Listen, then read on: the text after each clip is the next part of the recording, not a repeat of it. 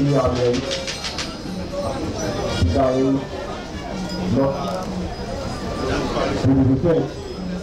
Look the Oduduwa shows why for everyone.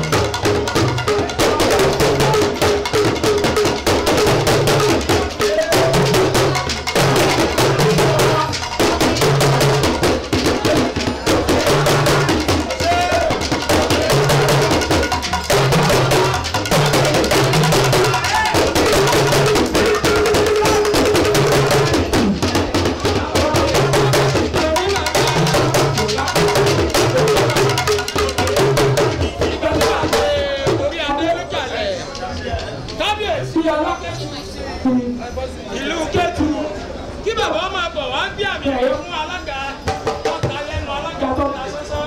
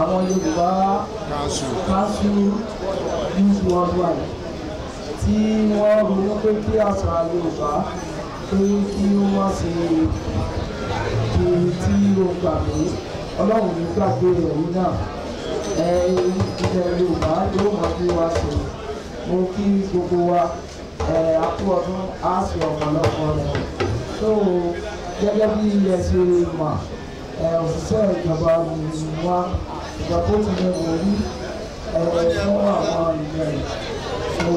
Ọwọ́ kan lé mú àwọn tí ó gbà dá o. Mo lè kí aṣojú ọ̀dọ́ láti ọ̀nà gbogbo wa ẹ̀sìn apá àti ìgbà.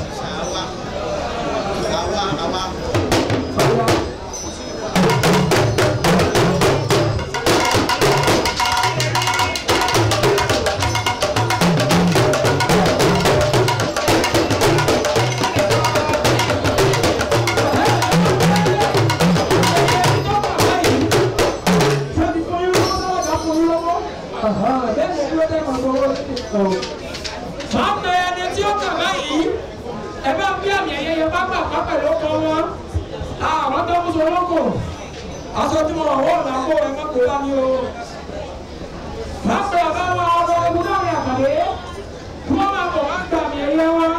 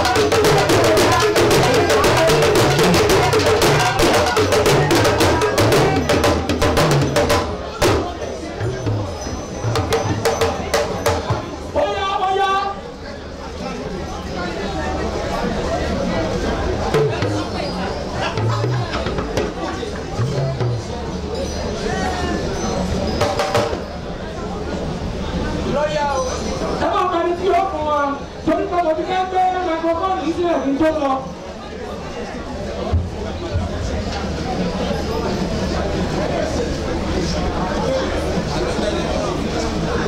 ó yẹ pé bàbá wa tí wọ́n ń fi àmì ẹ̀yẹ.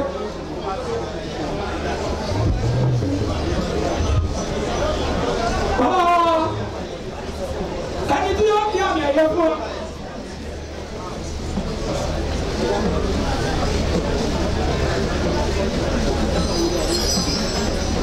Omi adé ni wọ́n gbé àmì ẹ̀yẹ yìí fún wa.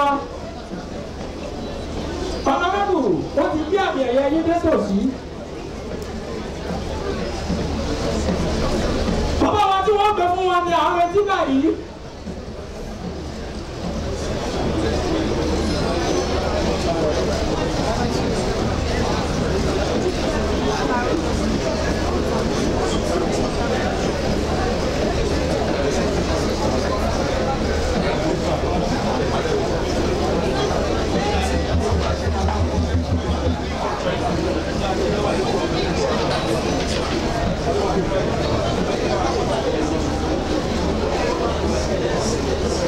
Bàbá wa tí wọ́n fi àmì ẹ̀yẹ fún mi.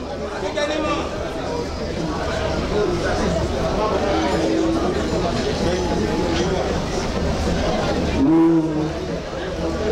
orúkọ ìgbìmọ̀ àpapọ̀ Yorùbá lágbàáyé, mo fẹ́ fi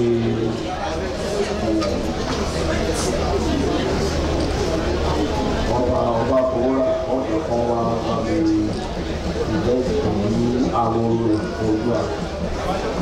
Àwòrò àti ọba kòwòrà ní ọjọ́ àwọn ọ̀dọ́ fún ọ̀rọ̀ ìfún dárí àpàdé àbàtòjọ́ ọ̀dọ́ òkun lọ́wọ́ sí ìlú àgbáyé.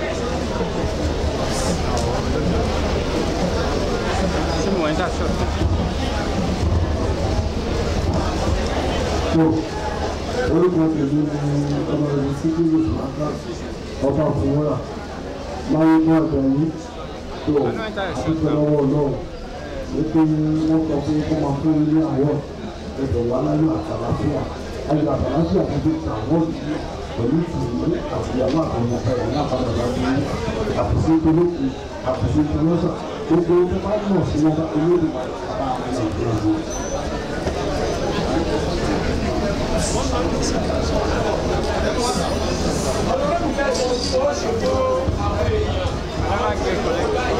Mo dúpẹ́ lọ́wọ́ ìgbìmọ̀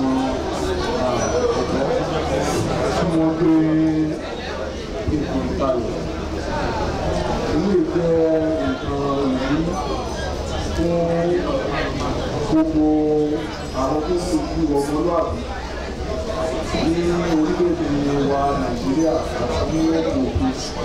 A sì dúpẹ́ lọ́wọ́ àwọn bàbá wa àwọn orí adé ọrùn lẹ̀kẹ̀ tí wọ́n wà ní ìjókòó àti bàbá wa ọdún ìgbà fún àtìlẹ́yìn àwọn